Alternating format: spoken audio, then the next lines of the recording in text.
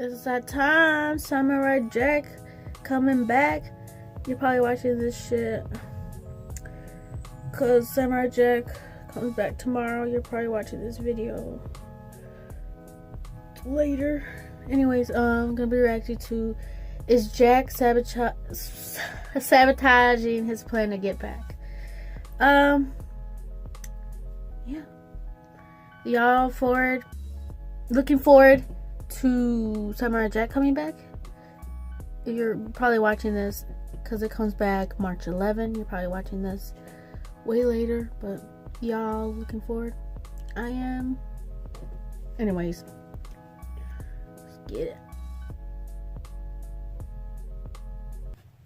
Long ago in a distant land, Cartoon Network, the monolith of television animation, unleashed an unspeakable amount of cancellations. But a foolish animation producer wielding a magic show stepped forth to oppose them. Before the final episode had aired, Cartoon Network tore open a portal in time and flung the show into the future, where it lay dormant for years. Now the show seeks to return to its fans and undo the tragedy that was Samurai Jack. Everybody calm down. This is not a drill. This is real life. It's actually happening, guys. If you couldn't tell from my convoluted intro, Samurai Jack is finally coming back after well over 12 years of keeping us in suspense about the fate of our favorite stoic samurai. Adult Swim has taken up the task of giving the show the proper conclusion we've been desperately hoping for. So let's take this time to re-examine the epic story of the foolish samurai warrior and his quest to return to the past. But is that really what it is? It's not like Jack hasn't already had the opportunity to return to his own time. He has.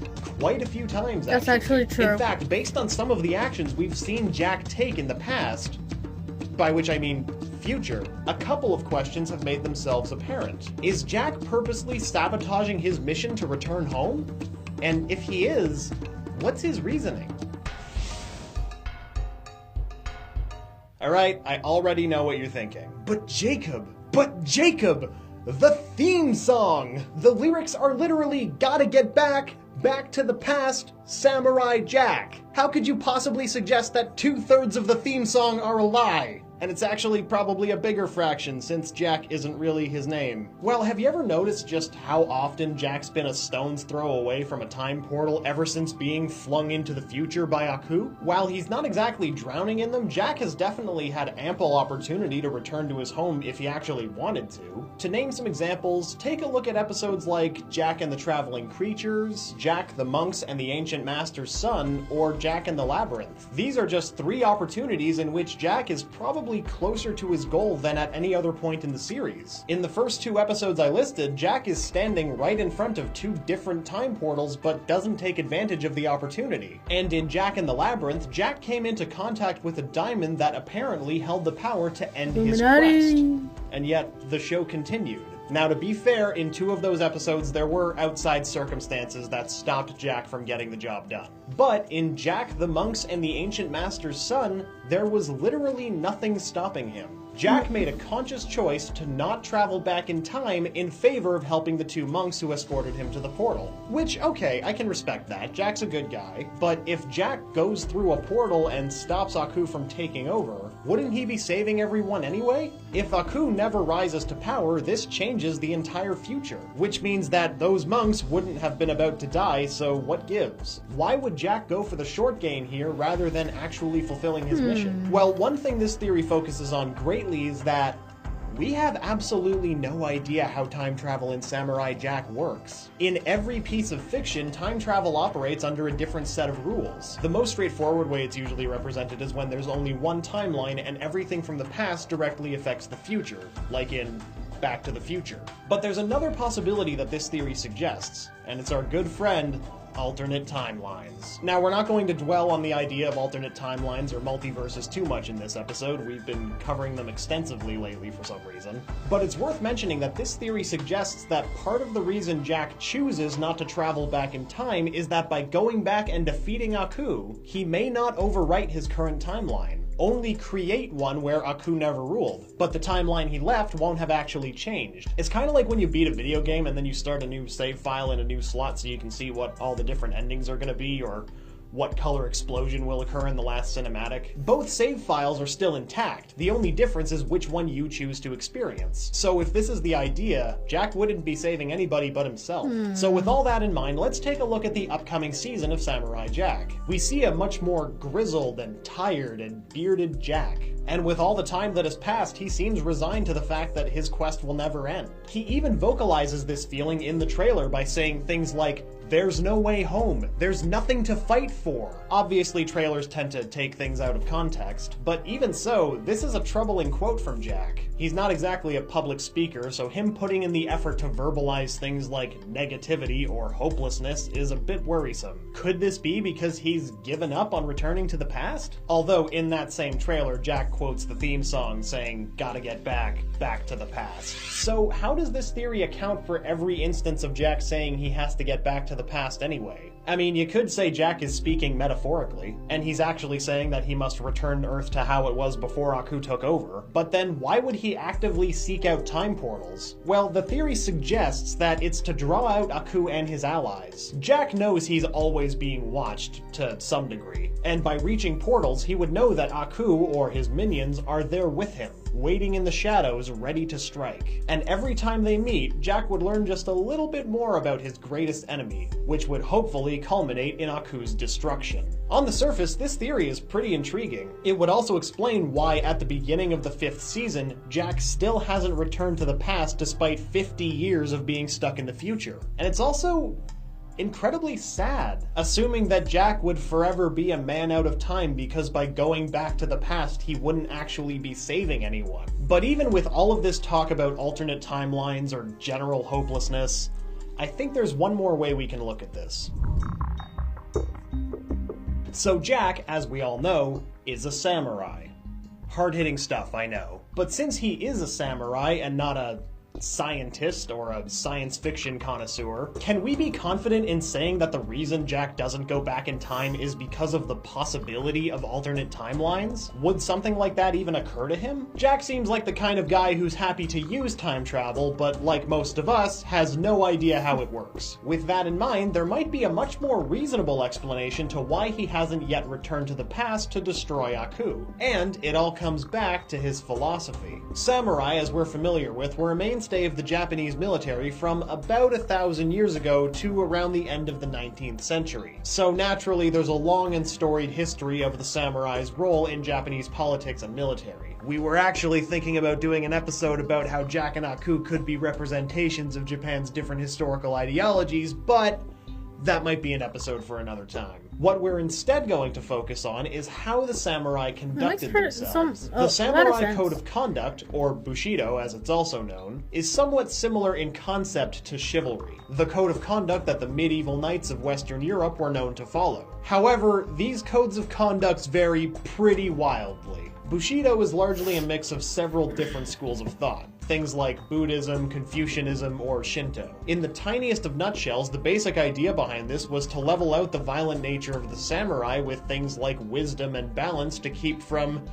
you know, the samurai being ruthless, sadistic maniacs. Though to be fair, most codes of conduct are there to stop humans from becoming ruthless, sadistic maniacs. Now, there's a lot of debate on the specifics of Bushido since it was a rarely documented or regimented thing. Most of the disciplines and skills of a samurai were taught from a mentor to a student, and many aspects of the Samurai Code of Conduct were both unwritten and unspoken rules. And on top of that, depending on who trained you, you might be trained in different disciplines. But one of the most widely known documentations of Bushido comes from the book Bushido, The Soul of Japan, written by the late 19th and early 20th century Japanese author and politician Nitobe Inatsuo. While this book was initially written in English and intended for Western consumption, it was one of the first mass-produced texts that tried to capture the essence of the Samurai Code of Conduct. And in this book, Nitobe attempts to condense Bushido into 8 core tenets. They are righteousness, heroic courage, benevolence or compassion, respect, integrity, honor, duty and loyalty, and self-control. With these 8 tenets in mind, is Samurai Jack as much of a master samurai as we've been led to believe? Or is he actually just a foolish samurai warrior? Does he possess all of these characteristics consistently? Well, let's take a look at those previously discussed opportunities that Jack has had to fulfill his destiny. Firstly, in Jack and the Traveling Creatures, Jack isn't able to enter the time portal as it's protected by a massive guardian who absolutely wrecks Jack in battle. But before absolutely destroying him, the Guardian gives Jack 2 opportunities to walk away, which Jack refuses. To relate this back to Bushido, the tenet of heroic courage comes with an interesting caveat. Heroic courage is not blind. It is intelligent and strong. Jack's unhinged, impulsive behavior at this crucial moment seems to contradict this idea. And what's more, just before killing him, the Guardian sends Jack away as he realizes that he is not ready to defeat him. At this point, the viewer is shown a vision of a much older, much more grizzled Jack, similar to the one we saw in the Season 5 trailer. So this would seem to reinforce that Jack's self-discipline is a major factor in his quest. Later, in Jack the Monk's and the Ancient Master's Son, Jack once again comes face to face with a time portal. He even starts running towards it and then decides against it, saving those 2 monks that were about to die. All while fully aware that his window to return to the past was limited. But what's more eye-opening is when he explains his reasoning for such actions. He says to the monks, "You were prepared to give your lives.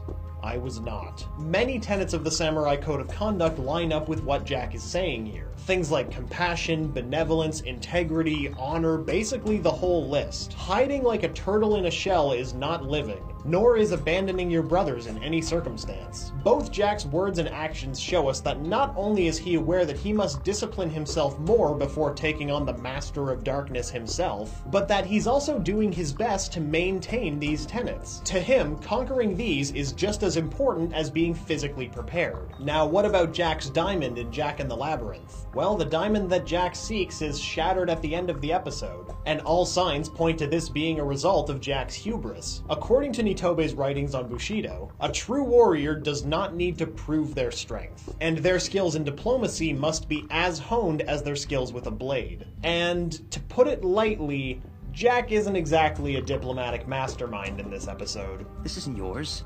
Yes, it is. No, it's not. Yes, it is. No, it's not. Yes, it is. No, it's not. Yes, it is. No, it's not. Yes, it is. No, it's not. Yes, it is. No, it's not. Yes, it is. No, it's not. Yes, it is. No, it's not. And in the end, the diamond shatters due to damage caused by it through the incredibly long show of force displayed by Jack and his rival, by way of their rousing chase scenes throughout the episode to both claim possession of the diamond and assert their dominance. Throughout the run of this series, Jack fluctuates greatly on how well he's able to follow each of these tenets of Bushido in basically every category. And maybe this is what's actually keeping him from returning to the past. He can't go back yet because he's not ready. And he knows it. And this would be a really nice marriage of our original theory and what we've learned today. However, with all of this talk of Bushido and how Jack may not be ready to defeat Aku, there is one thing that throws a wrench into this line of thinking. Based on the show's intro, which is narrated by Aku, Jack was flung into the future before the final blow was struck, which would imply that at the very beginning of the show, Jack was more than able to take out Aku. But this whole line of questioning is kinda weird. If Jack has had the one weapon that's capable of destroying Aku since the very beginning of the series, that would seem to negate any sort of personal growth or discipline that he would have to endure, effectively eliminating any need for Jack to have any sort of character arc throughout the series. And while that's definitely something to consider, maybe Jack's emergence in the future was some sort of metaphorical rebirth. Maybe the sudden change of environment completely broke him and forced a master reboot of his brain. Maybe because of this dramatic displacement, he has to relearn everything he once knew in order to build himself up to being the warrior that he once was in the past. And I have one last point which is totally silly, but I have to throw it in. If Jack goes back to fight Aku, who's to say Aku's not going to pull the exact same stunt? I mean, yeah, he could just dodge the attack, but could you imagine if Jack went through all that trouble just to be sent back to the future again? That would just be inconvenient and rude on Aku's part. Wait a minute, the more I think about this, why hasn't Aku pulled the exact same stunt? My god, could you imagine if that's how the new season ends? Aku just flings Jack a few hundred years more into the future, roll credits, there would be riots. So with all of these ideas about alternate timelines, the overall weight of Jack's situation, as well as Jack's own ability to adhere to the tenets of his philosophy, where does that leave us? Well, to me, it doesn't seem crazy to think that Jack may be biding his time, practicing and perfecting his Bushido disciplines before he's ready to defeat Aku once and for all. It also ties together pretty much every instance of Jack being near a portal, as each time he's shown to be within the grasp of victory, his own limitations have stopped him from fulfilling his destiny. But at the same time, it's difficult to say that Jack is sabotaging his mission to go back to the past. In the show, the only time Jack has intentionally stopped himself from going back in time was in Jack the Monk's and the Ancient Master's son. So there seems to be a little bit of push and pull between whether the world thinks Jack is ready to defeat Aku and whether Jack thinks Jack is ready to defeat Aku. With that in mind, I'm going to rate the conspiracy of Jack sabotaging his own mission to go back to the past 2.5 sandals out of 5. But what do you think? Do you think the only thing keeping Jack from returning to the past is himself? How hyped are you for the return of Very Samurai hyped. Jack? And what's your favorite episode of the show's original run? Be sure to let us know your thoughts in the comments below. And also be sure to leave us any conspiracies you'd like us to take a look at a later date. Until then, don't forget to like this video, and if this is your first time here, don't forget to subscribe to Channel Frederator for all sorts of awesome stuff, including more cartoon conspiracies. And remember, Frederator loves you. It makes sense because he said in the video that there are plenty of times that he could have gone back to the past, but he like took that opportunity to like not go back, you know. But yeah, it makes sense. But let me know what you guys think down below. If you like this, thumbs it up, and I'll see you guys next time. Peace. And let me know if you guys are you guys into Samurai Jack? Are you gonna watch it when it comes out, the new season? If not, tell me why not.